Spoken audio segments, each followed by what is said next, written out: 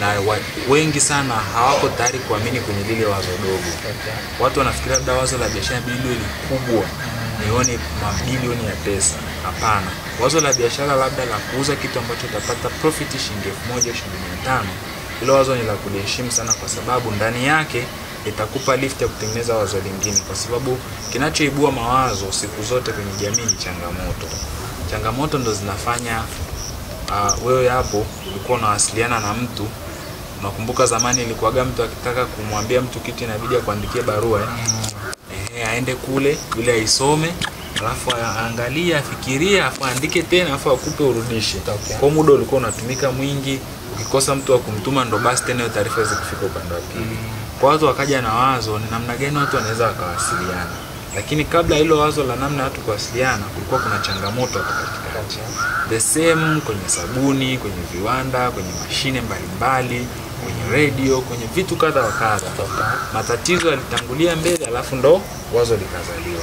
Kwa hiyo tunapofikiria kutengeneza wazo la biashara, kitu cha kwanza kabisa ni kutambua tatizo au uhitaji fulani wa kwenye jamii husika.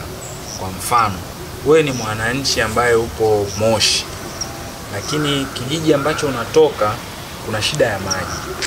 Serikali haijafanikiwa kufika au bajeti haijafanikiwa kufika kule kuleta maji. Lakini wewe ni kijana huko pale, una uwezo wa kuchimba visima vile vidogo. Labda kuna vile vyanzo vidogo vya maji, zile chemchem ndogo, nadhani Njoro, kama pale Njoro zipo tu, ambazo ukichimba kidogo tu chini hivi unapata maji.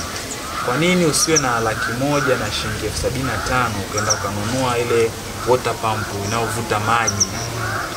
Ukavuta maji ukauza ndoo shilingi 100. Tayari umetatua tatizo pale kwenye kile kijiji. Wakati wote tunangoja miradi mikubwa ya serikali, hizo bajeti kubwa, lakini tayari umeshaleta solution pale. Kwa nini ukiyapampu yale maji, ukapata fedha, ukakusanya mtaji, ukanunua tenki kubwa, ukawa sasa una uwezo wa kuhifadhi yale maji. Unaona wazo linapozidi kuwa kubwa, ukawa una uwezo wa kuhifadhi yale maji. Kipindi cha ukame unapata nafasi ya kuuza kidogo kidogo. Utaenda, serikali wataona kitu ambacho umekifanya. Wataona wakitaka kuanza kuchimba maji, wataanza na lile wazo dogo. Wataanza na kile kisima kidogo. Watadevelop kile kisima kidogo. Wanaweza kukufund wewe pesa kwa sababu tayari una idea na uzoefu wa kwenye kuzalisha maji ya kuhudumia jamii yako. Kwa hiyo ni lazima tuangalie matatizo ambayo yako kwenye jamii yetu. Nadhani kama una swali mpaka hapo. Kwa hatua ya kwanza ni kuangalia changamoto ambayo iko kwenye jamii. Tatizo ni lipi? Uhitaji ni nini kwenye jamii yangu? Usiamke tu kaenda ukauza karanga. Jamii yako inahitaji karanga. Usiamke tu ukakata balo la nguo pale Kiboroloni ukaenda nao. Watu wanahitaji. Ni sawa wewe utoke sasa hivi uende ukauze makoti Dar es Salaam. Sura ni kitu ambacho hakimeki sense. Kwa sababu Dar es Salaam ni mji wa nini? Wa joto. Ama koti inabidi upeleke sehemu yoyote yenye uhitaji. Makambako, Mbeya, Moshi, Arusha, huko milimani huko kuna wazee wanahitaji vitu vya design. Ukienda kuuza mablanketi obviously utafeli. Biashara hiyo haitakuwa haijaangalia uhitaji.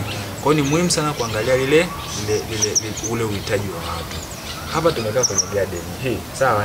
Unaangalia hapa Shantown ni watu wangapi ambao wana garden kama hizi? Ni wengi. Umeelewa? Sio watu wote ambao wana muda na nafasi ya kununua ile mashine ya kukata nyasi. Umeelewa? Lakini mimi kijana naweza nikanunua ile mashine, nikagonga kila odi, nikatengeneza business card. Mimi ni gardenia, nakata nyasi. Ukatoa zile business card. Mtu atakapofikiria kukata nyasi siku moja, atakupigia. Unaweza ukasema kukata nyasi eneo kama hili ni shilingi 20,000. Ukiwakatia watu 5 na 100,000, mashine ya kukata nyasi inauzwa 500,000. Kwa kutengeneza wazo umeshapata idea ya mtaji. Ni kiasi gani ambacho anahitaji. Utanunua mashine 500,000, utatengeneza business card shilingi 20,000, 520 imenitosha kabisa kuanzisha biashara. Kwa hiyo kwa wewe ambao unatutazama, jua na uelewa kwamba jambo la kwanza, angalia tatizo eneo ambalo lipo, kisha uliweze kulifanya fursa. Najua unaweza ukawa unajiuliza kwamba changamoto itakuwa vipi ni fursa. Umepatiwa mifano hapo halisi kabisa. Kama kijana muda huu hapo unatutazama, jua kwamba changamoto katika eneo ambalo upo inaweza likawa fursa. Wakati tunaendelea mtaalamu hapa, tukiachia mbali kuwa na changamoto, kuna swali hapo kidogo ya kwamba kuna maeneo mengine hayana changamoto lakini inahitaji kufanya biashara. Hii itakuwa vipi? Okay. Kama hakuna tatizo wala changamoto yote kwenye jamii, wewe unachotakiwa ni kutengeneza uhitaji. Sawa. Mfano kama unaona kuna watu wanatengeneza uhitaji. Let's say labda kama tuwe mfano mitandao labda ya simu. Sawa. Wameleta simu mawasiliano. Alafu wametengeneza mahitaji pale pale kwenye kutotoa tatizo. Kwa kuna watu ambao kwenye jamii yako tayari wameshatatua matatizo. Ila wewe unaenda kutengeneza uhitaji. Kwa mfano wewe unatengeneza simu.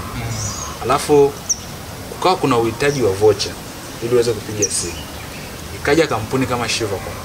Ikawa inazalishia Vodacom voucher. Umeelewa? Ikatangaza tenda, watu wenye mawazo wakaingia, wakatengeneza voucher. Unaweza ukakuta changamoto kama Moshi yanapatikana matunda kwa wingi na kuna watu wanasafisha matunda kutoka